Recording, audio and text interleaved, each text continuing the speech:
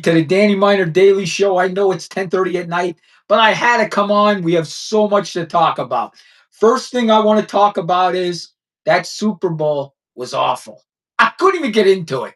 It was awful. And I'm not even talking about the halftime show. It was just boring. Two boring teams that nobody really cared about, honestly. Two boring teams nobody really cared about, and the game was awful. Okay, it was just awful. You know it, I know it. It was awful. But congratulations to the Seahawks. I'm glad Sam Darnold won. Okay, he's a good story. How many teams was he on? He got cut. People didn't think he could make it, and he ends up winning a Super Bowl. So, folks, congratulations to Sam Darnold. Honest to God, guys, it's a great thing that he won the Super Bowl. But let's talk about what we all know I'm going to talk about. Let's talk about the halftime show. So we already know the game sucked. Okay, the game sucked. But the halftime show. Now listen, you're not going to really think I'm going to say what you think I'm going to say. First of all, I don't know who the hell Bad Bunny is. I don't know. So I can't talk bad about the guy because I didn't even know anything about him up until when they announced him. And tonight was the first time I even seen the dude. Okay? So I'm not going to sit here and say it was a bad idea. It was this, it was that, it was horrible. It was the worst halftime show ever. I'm not going to say that. I'm just going to say why. Why would the NFL, they know who their audience is. Their audience is males, okay? Their audience is strong males, like masculine males. That's who their audience is, okay? They drive trucks, they eat hot dogs, they eat hamburgers, they listen to country music, okay? They boat, they hike, they fish, they hunt. That's the NFL's audience, okay? So, as a business standpoint, you got to say, why would you put a guy on there that nobody knows who he is, nobody knows his songs, and you're going to put him there? Why would you do that? The only reason you're doing that is to cause division. That's it. And I'm glad Turning Point did what they did. Turning Point ended up getting 5 million viewers. They ended up crashing Rumble app, right? Because they got so many viewers. And I ended up watching Turning Point. But not because I hate Bad Bunny or Bad Bunny's a bad singer. I don't know who the fuck he is. Who the fuck is Bad Bunny? Nobody knows him. They went into NFL locker rooms and they said, "What's your favorite song of Bad Bunny?" And the players are like, "I don't know. I don't even know a song of him." Nobody even knew who this guy was or heard any of his songs. Okay? And listen, I'm not going to sit here and get everybody mad because I'm going to say the songs weren't in English. It don't matter. English, whatever. It don't matter what the song was sung in because none of us know him or know his music. So my question is to the NFL, why? Why would you do that? Why would you put somebody there that nobody fucking knows? Nobody. The NFL players don't know him. The NFL owners didn't even want him. Why would you do that? And I'm going to explain to you. Listen, I don't know, but my guess is Hollywood is so woke that they'll just do anything to drive people nuts, to drive division. That's what Hollywood does. The entertainment industry does. Because think about this. Seriously, think about it. Democrats, Republicans, think about this. Who the fuck is Bad Bunny? None of us even know the guy, and they put him on the biggest stage of the year, the Super Bowl halftime show, and nobody knows the guy. They said 60% of the NFL players never heard his song. What about the audience? I'm their audience, okay? Masculine males that drive trucks, eat hot dogs, eat hamburgers, go to Bass Pro Shop, hunt and fish, and this is who you give us. Like, help me make sense of this, okay? Now, if this was some liberal concert, okay, some concert somewhere out in the desert in California with all the libs, yes, he would be the perfect entertainer. Put what's his name? Bad Bunny. Put Bad Bunny on. But to put him in the NFL, the only reason to do that is to get people mad, right? And to cause division. That's the only reason you would do that. And then I saw some liberals. That was the best halftime show I ever seen. How? You didn't even understand it. How do you know it was? How do you know it was? It definitely was not the best halftime show. Okay? Definitely not. But again, I don't have anything bad to say about Bad Bunny because I don't even know him. I don't even know the guy. I don't even know what he's about. My problem is with the NFL, and the question is, I'm going to look right into the camera. Why? Why would you put this guy on? Why? It makes no sense. That audience of his doesn't fit. We are not his audience. So it makes no sense. And I'll guarantee the NFL will do it again. They'll do it again. Okay? They will. They'll put somebody on next year that we don't know. You know what I mean? It's ridiculous. And the NFL, what the problem is with the NFL, they think they're too big that we won't stop watching. They think they're too big.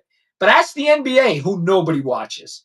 I don't know if you guys know that. The NBA, nobody watches that. Nobody. It's a joke. When was the last time you said, I'm going to catch that fucking NBA game tonight? Never. The last time I watched the NBA, Allen Iverson was playing. That was the last time I actually took the NBA serious. I actually watched more WNBA games last year than I watched NBA games. Because the WNBA, there was drama. So I wanted to watch the drama. It was more exciting, okay, than I watch NBA. But folks, let's go on this last thing. We stayed on. Oh, one more thing about politics, so I can piss everybody off.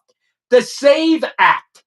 What is the SAVE Act? The SAVE Act, okay, basically says you need ID.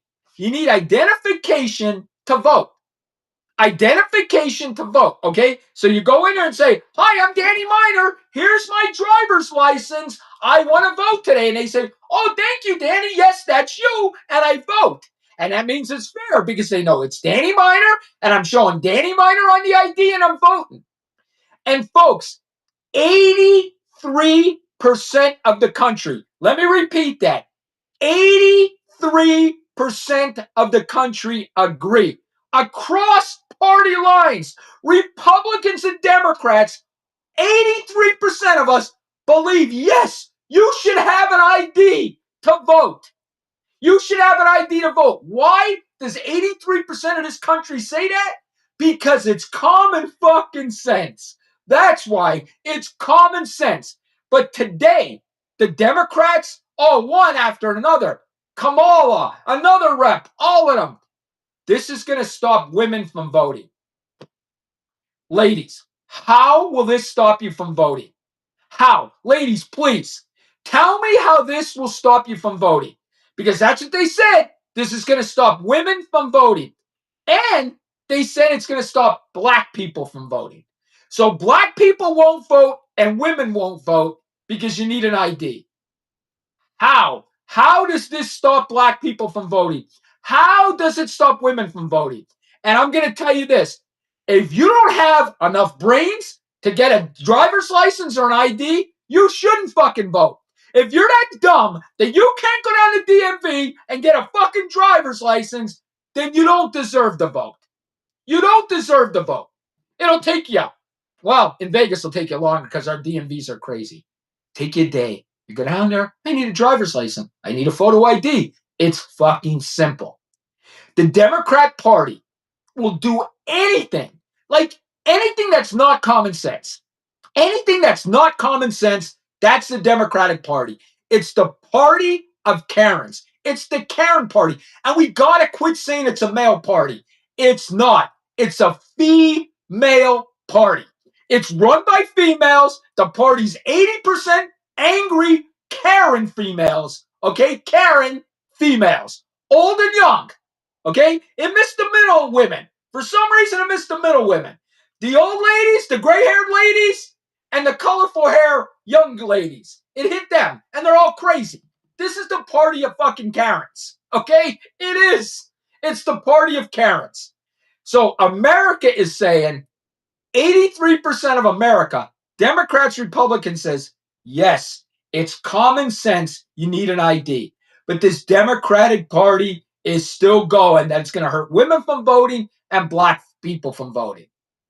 So why don't you go to your reps, black people and women, okay? Go to your Democratic rep and say to them, look them straight in the face. Go to your Democratic rep, look them straight in the face and say, do you think I'm too dumb to get an ID? Am I dumb in your eyes that I'm too dumb to get a photo ID? I'm not smart enough to do it. That's what you got to go and tell your Democratic rep, your AOCs, your Kamala. Look them straight in the eye and say, do you think I'm dumb? Am I too dumb that I can't go to the DMV and get an identification? Because that's what they think of you. They think you're too dumb. They told us straight out, I didn't say it, I didn't say it. They said women and black people won't be able to get IDs. How? To the black people out there, is this true? You can't get an ID? Women, you can't get an ID? That's how crazy this party is, right? But they lie so much. And again, the gray haired women and the colorful haired women believe them, no matter what the lie is. They're at home. The gray haired women are right now eating breakfast. Karen, did you fucking see they want to pass this law that you need ID? We won't be able to vote. AOC told me I can't vote. And the black people won't be able to vote either if they have an ID. That's what these gray haired women and these colorful young haired women are doing. They're brainwashed. They are fucking brainwashed. Democratic Party, the country has spoken. 83% across party lines say yes, it's common sense. You need an ID to vote. But this is they have no common sense, this party. The party of Karen women. And I'm just going to call it that anymore. They're not the Democratic Party. I know, folks, if you're a Republican, get ready for a big win in 2028. The rumor, Kamala Harris, okay? Every time I say that name, and I know I'm probably saying it wrong, I think of a wrestler. Remember that wrestler, Kamala? The Ugandan giant who used to wrestle in the WWE, whatever. I'm too old. I'm dating myself. They want to run Kamala Harris and AOC, president and vice president. So let me get this straight. 2016, you ran a woman and you got smoked. She lost big time. Bigly. She lost bigly. Then you run another woman. 2024, she loses even more bigly. So now the Democratic Party, you're not going to learn. They're going to say, you know what? We're going to double down. We're going to give them two women. One the vice president, one the president. Folks, Republicans will win again in 2028. You can guarantee that, and it's going to be bigly. It's going to be bigly, guys. It's going to be bigly. All right, let's get into Savannah Guttrie's mother's case real quick, guys. I'm already 12 minutes in. We'll go another 5 minutes there. What do you all think about this case? Because I'm going to be honest with you guys. I'm not sure about this case at all. Usually I can get a grip on something and say it's this, it's that. I have no clue. But I'm going to tell you as a detective, my gut, my experience of being a cop 27 years, 14, it's going to be somebody they know. Maybe not a friend or a family member, but an acquaintance. Somebody that knew them. Somebody they interviewed on the news. Something like that. This person will know them somehow. There'll be an acquaintance or something like that. Won't be a total stranger. That's my guess. That's my guess. Why they were looking in the septic tank today and they had rods and going underneath manholes around the property, I have no idea. Unless they think they dropped evidence down there, like they lift up the manhole and threw evidence in there, I don't know. But that was very strange. And then last night, they went into the sister's house, Annie, were taking pictures over there and stuff like that. Why were they taking pictures at her house? I don't know. Why? Okay? You know, there was rumors on the internet that they've been looking for blood. That's why they went back at night, because you're going to be able to see it when you put the black light on easier. So at night, it's easier to see stuff like that. Blood, spit, stuff like that. So people were saying that, but I don't know. It could be innocent. They might have just needed some kind of evidence from Annie's house. So we don't know. But we don't know anything about this case. Finally, today, we found out it was $6 million. That they're asking for $6 million. We didn't even know that. We were just assuming it was money because they didn't tell us a money amount. Now it's $6 million. And folks, the controversial thing is what they said last night. They said, listen, we're willing to pay you. We heard you and we understand. What did that mean? We heard you and we understand. Now, a lot of people are saying that the mother died and they understand, but they're going to pay to get her body back. Then I heard other people say they got proof of life. So they heard you, and they got proof of life, and now they're going to pay them. That's what a guest on CNN was saying. In fact, it was Mark Geragos. Remember him, the attorney? Mark Geragos was saying that he believes they got proof of life. That's why they said, we're going to pay you. And think about her answer. We heard you and we understand. Maybe they got proof of life by a question that their mother would only know. You have jokes, you have things that your mother would only know. Maybe they said, where did we go on vacation in 2001? Okay. And wherever they went to Italy. And she answered that. Okay. So maybe that's how they got proof of life. Maybe not by a video. Maybe by a question that only the mother would know. So when they said, we heard you and we understand and we're willing to pay you. We want to celebrate with our mother. Now, a lot of people said celebration of life that they feel that she's dead. I don't know. Folks, this is the first case that I am confused. If this lady was still alive, I wouldn't be shocked. And if she passed away, I wouldn't be shocked because this case is just so confusing. And the biggest mistake the police made was leaving that house so many times. As an officer, guys, when you are collecting evidence at a crime scene, especially a crime scene like that, you don't leave it.